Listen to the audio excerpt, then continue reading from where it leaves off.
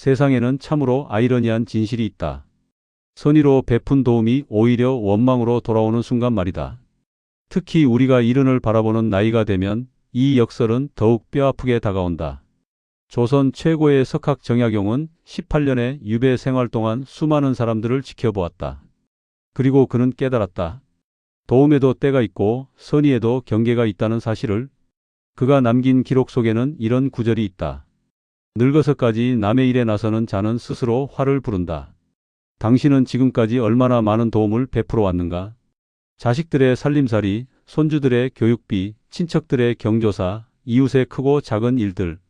그런데 그 도움이 감사보다는 당연함으로 받아들여지고 급기야 섭섭함으로 변하는 경험을 하지 않았는가? 오늘 우리는 정약용이 발견한 냉혹한 진실과 마주할 것이다. 도움 주다 원수 되는 나이, 그 경계를 어떻게 지켜야 하는지를 이야기해보자. 첫 번째로 이야기할 것은 베풀매의 함정이다. 우리는 평생을 주는 삶으로 살아왔다. 부모로서, 가장으로서, 형제로서, 친구로서. 주는 것이 미덕이고 베푸는 것이 당연하다고 배웠다. 그래서 환갑이 넘고 칠순이 다가와도 여전히 주머니를 열고 시간을 내고 몸을 움직인다. 하지만 정약용은 이렇게 경고했다. 노년의 도움은 칼날 위를 걷는 것과 같다. 왜 그럴까? 젊었을 때의 도움과 늙어서의 도움은 본질적으로 다르기 때문이다. 젊은 시절 우리가 준 도움은 힘이 있었다. 몸도 건강했고 경제력도 있었고 무엇보다 앞날이 있었다. 그래서 사람들은 우리의 도움을 기꺼이 받아들였다. 언젠가 갚을 수 있다는 믿음이 있었으니까. 하지만 지금은 다르다. 우리가 아무리 도우려 해도 이미 힘은 예전 같지 않다. 도움을 주면서도 우리 스스로 누군가의 도움이 필요한 나이가 되어버렸다. 그래서 사람들은 우리의 선의를 부담으로 느낀다. 저 나이에 왜 저러실까 자기 몸이나 챙기시지 하는 소리를 듣게 되는 것이다. 조선 중기의 학자 이황은 이른이 넘어 제자들이 찾아오면 이렇게 말했다고 한다. 가르침은 이미 다 주었다. 이제는 내가 배울 때다. 그는 알았던 것이다. 나이 들어서까지 가르치려 들면 제자들이 부담스러워 한다는 것을. 당신도 경험하지 않았는가? 자식에게 조언했다가 요즘 세상이 어떤데요 하는 말을 들은 적이. 친구를 도우려다 괜찮다며 손살에 치는 모습을 본 적이. 그 순간 느껴지는 서운함과 무력감을. 이것이 바로 베풀매 함정이다. 우리는 여전히 줄 수 있다고 믿지만 세상은 이미 우리에게서 받기를 주저한다. 이 간극을 인정하지 못하면 선의는 집착이 되고 도움은 간섭이 되며 결국 관계는 틀어진다. 그렇다면 우리는 어떻게 해야 하는가? 베풀물 멈춰야 하는가? 두 번째로 살펴볼 것은 도움의 경계선이다. 정약용은 강진 유배 시절 한 노인을 만났다. 그 노인은 마을 사람들의 일이라면 무엇이든 나섰다. 논밭 경계 다툼에도 나서고 집안 싸움에도 끼어들고 젊은이들의 혼사 문제에도 의견을 냈다. 그는 자신이 경험이 많고 지혜롭다고 믿었다. 하지만 결과는 어땠을까? 마을 사람들은 그를 피하기 시작했다. 또 저 영감이 오신다 말도 끝까지 들어야 하니 피곤하다 하는 소리가 들렸다. 선의로 시작한 도움이 귀찮음이 되고 급기야 원망의 대상이 된 것이다. 정약용은 이 모습을 보며 깨달았다. 나이가 들수록 도움의 경계를 명확히 해야 한다고. 모든 것에 나서는 것이 아니라 진정으로 필요한 곳에만 제한적으로 개입해야 한다는 것을. 그는 세 가지 원칙을 세웠다. 첫째, 요청받지 않은 도움은 주지 않는다. 아무리 상대방에게 필요해 보여도 먼저 나서지 않는다. 상대가 스스로 청할 때까지 기다린다. 이것이 존중이다. 둘째, 능력 밖의 도움은 약속하지 않는다. 젊었을 때처럼 모든 것을 해결할 수 없다는 사실을 인정한다. 할 수 있는 만큼만 하고 나머지는 솔직히 한계를 말한다. 셋째, 도움 이후의 기대는 버린다. 감사나 보답을 바라지 않는다. 그저 내가 할 수 있어서 한 것일 뿐 그 이상도 이하도 아니다. 당신은 이 원칙들을 지키고 있는가? 솔직히 되돌아보라. 자식들이 청하지도 않았는데 용돈 봉투를 쥐어주지는 않았는가? 친구가 말도 꺼내기 전에 먼저 나서서 일을 벌이지는 않았는가? 그리고 그 도움 이후 은연중에 감사의 표현을 기대하지는 않았는가? 조선시대 명재상 이원익은 관직에서 물러난 뒤 이런 말을 남겼다. 나는 이제 내 밭이나 돌본다. 나라 일은 젊은이들이 할 일이다. 그는 자신의 경계를 명확히 알았다. 그래서 사람들은 그를 더욱 존경했다.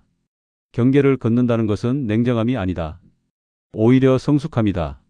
상대방에게도 나 자신에게도 무리를 주지 않는 지혜다. 내가 할 수 있는 것과 해서는 안 되는 것을 구분하는 것, 그것이 바로 나이든 사람의 품격이다. 세 번째로 짚어볼 것은 자식과의 관계에서 생기는 역설이다. 우리는 평생을 자식을 위해 살았다. 굶어도 자식 밥은 먹이고 헐어도 자식 옷은 사주었다. 그들이 잘 되는 것이 우리의 기쁨이고 그들이 고생하는 것이 우리의 아픔이었다.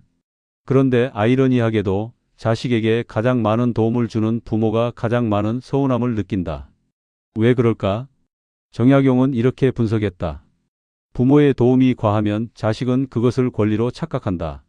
처음에는 감사하던 자식들도 도움이 반복되고 당연해지면 더 이상 고마워하지 않는다. 오히려 도움이 줄어들면 섭섭해한다. 더 큰 문제는 이것이다. 우리가 계속 도와주면 자식들은 스스로 해결할 기회를 잃는다. 우리는 사랑이라고 생각하지만 자식 입장에서는 간섭이 되고 통제가 된다. 부모님이 도와주시겠다는데 어떻게 거절하나 하는 부담감을 느낀다. 한 70대 어머니의 이야기를 들었다. 그녀는 딸의 육아를 돕기 위해 매일 딸 집에 갔다. 손주를 돌보고 저녁 식사를 준비하고 청소까지 했다. 그런데 어느 날 딸이 말했다. 엄마, 이제 좀 쉬세요. 제가 할게요. 어머니는 섭섭했다. 내가 도와주는 게 싫은가 보다 생각했다. 하지만 나중에 안사실은 이랬다. 딸은 감사했지만 동시에 부담스러웠다. 매일 오시는 어머니에게 신경 쓰느라 오히려 더 피곤했고 남편과의 시간도 줄어들었다. 고마우면서도 힘들었던 것이다. 정약용은 이런 경우 이렇게 조언했다. 자식이 청할 때만 가라. 그리고 가더라도 짧게 머물러라.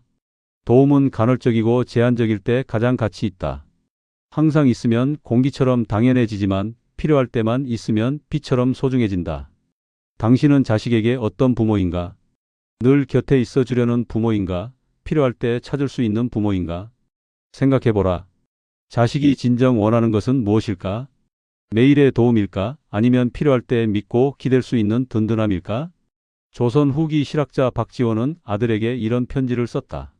아비가 할 일은 내가 걸을 길을 닦아주는 것이 아니라 내가 스스로 걸을 힘을 키워주는 것이다. 진정한 도움은 물고기를 주는 것이 아니라 낚시하는 법을 알려주는 것이라고 했다. 하지만 이제 우리 나이에는 그마저도 줄여야 한다. 이미 다 가르쳤다. 이제 그들이 스스로 낚시하고 때로는 실패하고 다시 시도할 시간을 주어야 한다. 네 번째로 들여다볼 것은 친구 관계에서의 함정이다. 나이가 들면 친구의 의미가 달라진다. 젊었을 때는 함께 무언가를 하는 사이였다면 이제는 그저 곁에 있어주는 사이가 된다. 그런데 이 변화를 받아들이지 못하면 문제가 생긴다. 정약용은 유배지에서 오랜 친구 윤종진을 만났다. 윤종진도 정치적 화를 입어 낙향한 처지였다.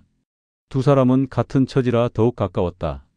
그런데 정약용은 윤종진이 다른 친구들과 지나치게 깊게 관여하는 것을 보았다. 친구의 집안일에 조언하고 친구의 자식 문제에 개입하고 친구의 경제적 어려움에 자신의 재산을 쏟아붓는 것을 처음에는 다들 고마워했다. 하지만 시간이 지나자 분위기가 달라졌다. 친구들은 윤종진을 피하기 시작했다. 왜냐하면 그의 도움에는 보이지 않는 끈이 달려 있었기 때문이다. 내가 도와줬는데 왜 내 말을 안 듣느냐, 내가 그렇게 해줬는데 이렇게 하면 되느냐 하는 은근한 압박이 있었다. 정약용은 친구에게 이렇게 말했다. 친구에게 줄 수 있는 최고의 도움은 간섭하지 않는 것이다. 나이든 친구 사이에 필요한 것은 문제 해결이 아니라 공감이다. 조언이 아니라 경청이다. 도움이 아니라 동행이다. 그저 옆에 있어주고 이야기를 들어주고 같은 길을 걸어주는 것. 그것으로 충분하다. 당신의 친구 관계를 돌아보라. 혹시 친구가 힘들다고 하면 곧바로 해결책을 제시하지는 않는가? 친구의 고민을 끝까지 듣지도 않고 그건 이렇게 하면 돼 하며 자신의 경험을 늘어놓지는 않는가? 70대 한 남성의 고백을 들었다. 40년 지기 친구가 사업이 어렵다고 해서 거금을 빌려줬습니다. 친구니까 당연하다고 생각했죠. 그런데 돈을 갚을 때가 되자 친구는 저를 피하기 시작했습니다. 결국 우정도 잃고 돈도 못 받았습니다. 돈을 빌려주는 것이 도움일까? 때로는 빌려주지 않는 것이 진정한 우정이다. 친구가 스스로 해결하도록 지켜보는 것, 실패해도 비난하지 않고 곁에 있어주는 것. 그것이 나이 든 친구가 할 수 있는 최선이다. 조선의 문장가 허균은 이렇게 썼다. 늙은 친구 사이에 필요한 것은 도움이 아니라 위로다. 우리는 더 이상 서로의 문제를 해결해 줄 나이가 아니다. 다만 서로의 아픔을 알아주고 함께 웃을 수 있으면 그것으로 충분하다. 다섯 번째로 마주할 것은 선의의 착각이다. 우리는 종종 이렇게 생각한다. 내가 도와주는데 왜 고마워하지 않을까?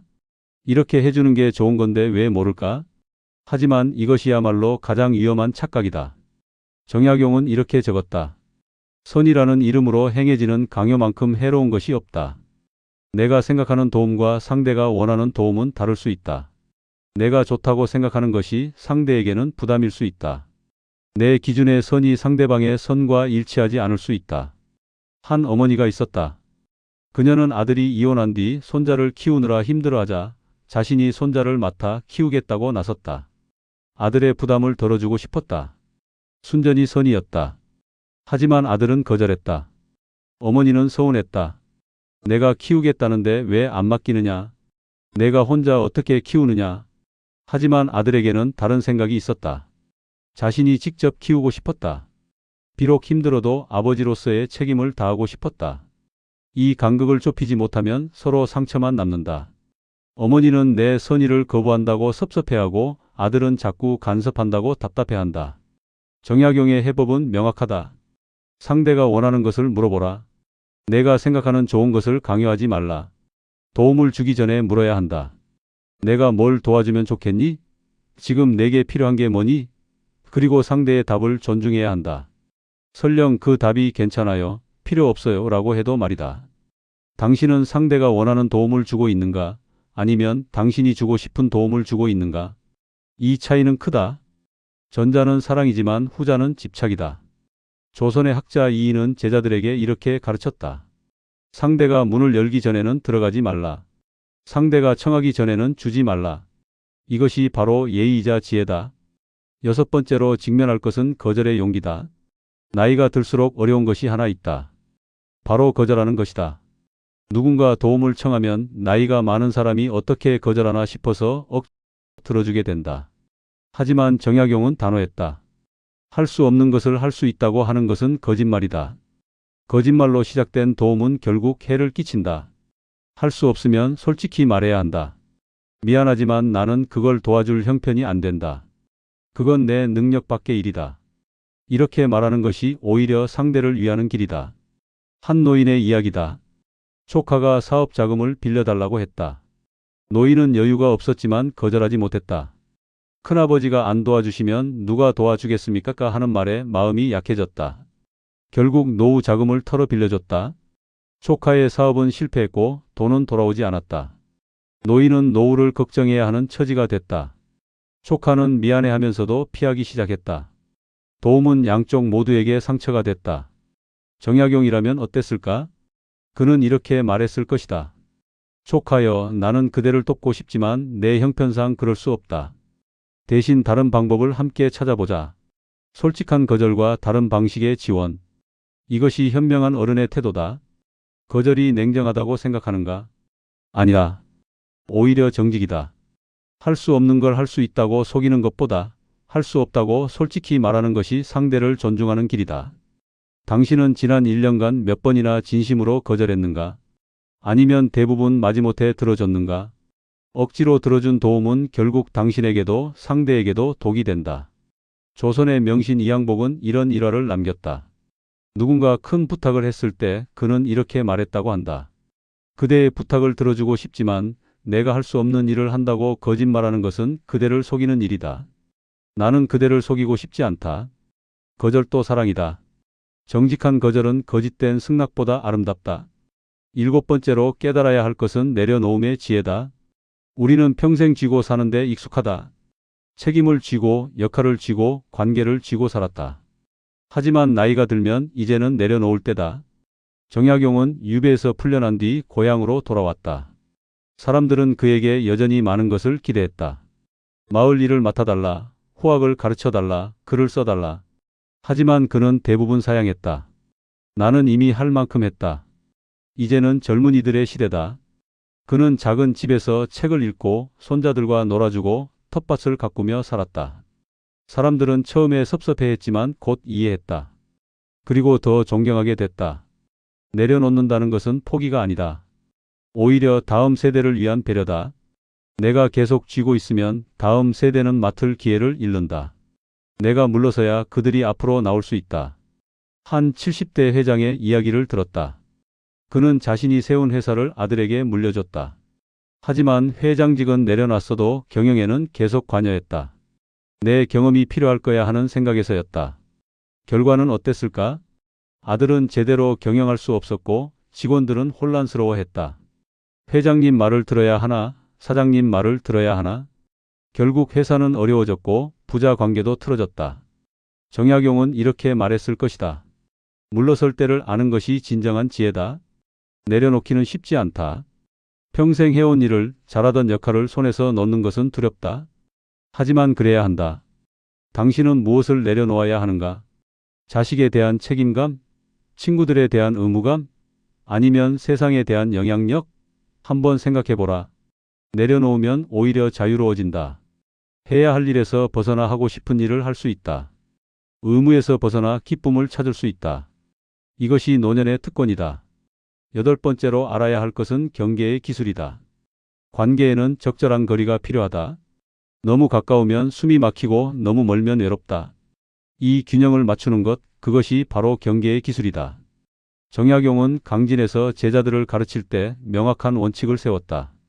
제자가 스스로 찾아올 때만 가르친다. 억지로 불러서 가르치지 않는다. 제자가 질문할 때만 답한다. 묻지도 않았는데 훈계하지 않는다. 이 원칙 때문에 제자들은 오히려 더 그를 존경했다. 강요하지 않기에 자유로웠고 간섭하지 않기에 편안했다. 그래서 더 자주 찾아갔고 더 많이 배웠다. 우리도 마찬가지다. 자식, 친구, 이웃과의 관계에서 명확한 경계가 필요하다. 어디까지가 내 영역이고 어디서부터가 상대의 영역인지를 아는 것. 한 어머니는 결혼한 딸의 집에 갈 때 항상 미리 전화한다.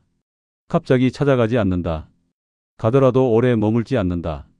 딸의 생활 패턴을 묻지 않는다. 이 경계 덕분에 모녀 관계는 오히려 더 친밀하다. 반면 다른 어머니는 결혼한 아들 집 비밀번호를 알고 언제든 드나든다. 엄마인데 뭐 하지만 며느리는 불편하다. 남편도 난처하다. 이 무경계가 결국 갈등을 만든다. 정약용의 가르침은 이렇다. 사랑하되 침범하지 말라. 가깝되 선을 넘지 말라. 당신의 관계를 점검해보라.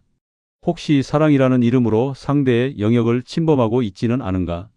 가족이라는 이유로 무례를 저지르고 있지는 않은가? 경계는 냉정함이 아니다. 오히려 성숙한 사랑의 표현이다. 상대를 독립된 인격으로 존중하기에 경계를 지킨다. 이것이 진정한 어른의 사랑이다. 9번째로 되새겨야 할 것은 기대의 무게다. 우리가 도움을 줄 때 가장 위험한 것은 무엇일까? 바로 보이지 않는 기대다. 이만큼 해줬으니 이 정도는 해주겠지 하는 마음. 이렇게 도와줬는데 고마워하겠지 하는 생각. 정약용은 이를 정확히 간파했다. 도움의 기대가 붙으면 그것은 이미 도움이 아니라 거래다. 우리는 입으로는 아무것도 바라지 않는다고 하면서도 마음속으로는 기대한다. 자식이 더 자주 전화하기를, 친구가 고마움을 표현하기를, 이웃이 나를 좋게 말해주기를. 이 기대가 채워지지 않으면 우리는 섭섭해한다. 그렇게 해줬는데? 하며 원망한다. 하지만 상대방 입장에서는 억울하다. 달라고 하지도 않았는데 준 것을 왜 갚으라고 하는가? 한 아버지가 아들의 집을 사주었다. 결혼하는데 집이 있어야지 하는 마음에서였다. 하지 말라는 아들을 설득해서 사주었다. 그런데 시간이 지나면서 아버지는 섭섭해하기 시작했다. 집까지 사줬는데 명절에 얼굴 한번 안 보이네. 그렇게 해줬더니 이제 우리는 신경도 안 쓰네. 하지만 아들은 억울했다. 저는 사달라고 한 적 없어요. 아버지가 사주신 거예요. 도움과 기대. 이 둘은 함께 갈 수 없다. 정약용의 가르침처럼 도움을 주려면 기대를 버려야 한다. 완전히 철저하게. 내가 줄 수 있어서 준다. 그것으로 끝이다. 이 마음가짐이 되어야 진정한 도움이다. 상대가 고마워하든 안 하든 갚든 안 갚든 그것은 상대의 자유다. 나는 그저 내가 할 수 있어서 한 것뿐. 조선의 선비 이덕무는 이렇게 썼다. 주는 손은 받는 손보다 높다고 하지만 진정으로 주는 자는 자신의 손이 높다고 생각하지 않는다. 당신의 도움에 딸린 기대는 얼마나 되는가? 솔직히 들여다보라. 그 기대를 내려놓을 수 있겠는가? 10번째로 마주해야 할 것은 역할의 전환이다. 평생 우리는 주는 사람이었다. 부모로서, 교사로서, 선배로서, 어른으로서. 그런데 이제는 받는 사람이 되어야 할 때가 왔다. 이 전환이 얼마나 어려운지 안다. 평생 베풀던 사람이 이제 도움을 받는다는 것 참으로 자존심 상하는 일이다. 하지만 이것도 자연의 순리다. 정약용은 말년에 아들들에게 많은 것을 의지했다. 책을 정리할 때도 일상생활에서도 그는 이를 부끄러워하지 않았다. 받을 때를 아는 것도 지혜라고 했다. 봄에는 씨앗을 뿌리고 여름에는 키우고 가을에는 거두고 겨울에는 쉰다. 인생도 마찬가지다. 젊었을 때는 주고 늙어서는 받는다. 이것이 자연스러운 순환이다. 하지만 많은 노인들이 이 전환을 받아들이지 못한다. 나는 아직 젊다. 남의 신세는 절대 지지 않는다 하며 버틴다. 그러다 더 큰 어려움에 처한다. 한 노인은 혼자 사는 것을 고집했다. 자식들이 함께 살자고 해도 나는 아직 혼자 할 수 있다며 거절했다. 그러다 낙상사고로 큰 부상을 입었다. 결국 자식들에게 더 큰 부담을 주게 됐다. 정약용이라면 이렇게 조언했을 것이다. 받을 때는 기꺼이 받아라. 그것이 자식들에게 줄 수 있는 마지막 선물이다. 도움을 받는다는 것은 약함이 아니다. 오히려 자식들에게 부모로서의 역할을 할 기회를 주는 것이다. 그들도 이제 어른이다. 부모를 돌볼 나이가 됐다. 그 기회를 빼앗지 말라. 조선의 효자로 유명한 송시열은 늙은 어머니를 모실 때 이렇게 말했다고 한다. 어머니께서 제 도움을 받아주시는 것이 제게는 가장 큰 기쁨입니다. 받아주는 것도 사랑이다. 주기만 하는 것이 사랑이 아니라 때로는 받아주는 것도 사랑이다. 우리의 나이는 이제 주기만 하는 나이가 아니다. 때로는 오물이고 때로는 받아야 하는 나이다. 이것이 지혜다. 당신은 이제 자유롭다. 모든 사람을 도와야 한다는 의무에서, 모든 문제를 해결해야 한다는 책임에서, 모든 관계를 유지해야 한다는 강박에서. 도움을 주되 집착하지 말라. 베풀되 기대하지 말라. 가깝되 침범하지 말라. 말하되 강요하지 말라. 이것이 우리 나이의 사랑법이다. 그리고 무엇보다 나를 돌보라. 내가 건강하고 평온해야 누군가를 진정으로 도울 수 있다. 내가 행복해야 세상에 기쁨을 줄 수 있다. 정약용의 마지막 가르침을 기억하라. 노년의 가장 큰 덕목은 간섭하지 않는 것이다. 그저 곁에 있어주는 것만으로도 충분하다. 당신이 오늘부터 할 일은 간단하다. 도움을 줄 때는 정말 필요한 것만 주라. 거절할 때는 솔직하게 거절하라. 내려놓을 때는 미련 없이 내려놓으라. 그리고 나를 위한 시간을 가져라. 그렇게 살다 보면 어느새 깨닫게 될 것이다. 도움 주다 원수 되는 나이가 아니라 도움의 의미를 재발견하는 나이였다는 것을, 관계의 끝이 아니라 새로운 시작이었다는 것을, 이제 당신의 저녁을 아름답게 맞이하라. 석양은 아침보다 덜 찬란하지 않다. 다만 다른 빛으로 빛날 뿐이다. 오늘의 이야기는 여기까지입니다. 이 영상이 도움이 되셨다면 구독과 좋아요, 알림 설정 부탁드립니다. 그리고 같은 고민을 하는 지인들에게 이 영상을 공유해 주세요. 우리 모두 지혜롭게 나이 드는 그날까지 함께 걸어가겠습니다. 오늘도 여러분의 하루가 평안하기를 바랍니다. 감사합니다.